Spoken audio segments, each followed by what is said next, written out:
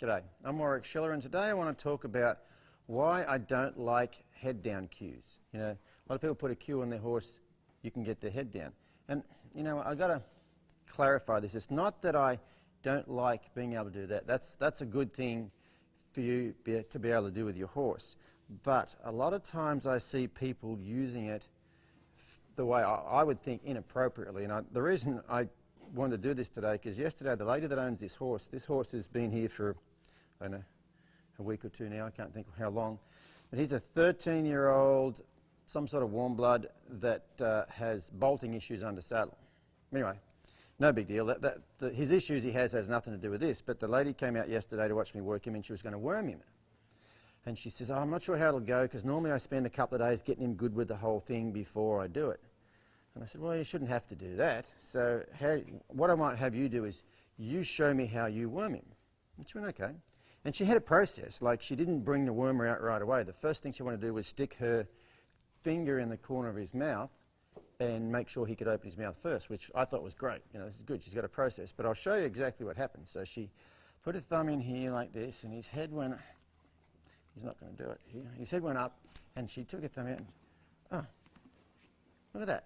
His head's down. And I said, see, that's why I don't like a head down cue. And she said, why not? And I said, because you put your thumb in the corner of his mouth, and when his head went up, you then took your thumb out and then told him to put his head down. So he ended up with his head down, but in effect, she was teaching him the only way I'm going to take my thumb out of your mouth is if you stick it in the air.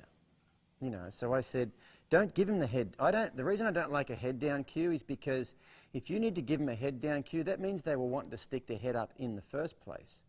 I would like my horses to be relaxed enough where they don't put their head up. But like I said, there's nothing wrong with teaching your horse to respond to that pressure, but it's very similar to the thing, I don't have a stand still cue. A lot of people say, well, you know, in all your videos, when you're out there riding and you want to stop and talk, stand to the camera, they just stand there. You want to get off and you're leading them and you want to stand there and talk to the camera. They just stand there. You throw the rope on the ground, you're talking to the camera. They just stand there. What is your stand still cue? I don't have one. I don't have a stand still cue because I don't need one, because they should be wanting to do that in the first place. Does that make sense? So another one I saw a few years ago in Australia, I had a fella over there trains his own horses to do the reining, and his horses kind of look like they're supposed to look, but they don't act like they're supposed to act, or if that's a good way of putting it. But I was helping him one day and I said, you know what? I don't like the way your horses back up. They put their head down and lean on the bit like that. You know, what's your backup process? How do you teach those horses to back up? And he said, well, what I do is I do it on the ground, and I don't know if he pushed them on their chest or whatever. He says, so I push them on their chest, and while they're doing that, I pull here like this. Well, the whole thing about teaching those runners to back up well is they should engage their hocks, rock their weight back, and their head will drop down because their shoulders come up. Well, he was getting these horses to back up with their heads down, leaning out like that. You know what I mean? So he was using that head down cue to get a position that the horse should be going in, but everything else in the horse's body was wrong. Does that make sense?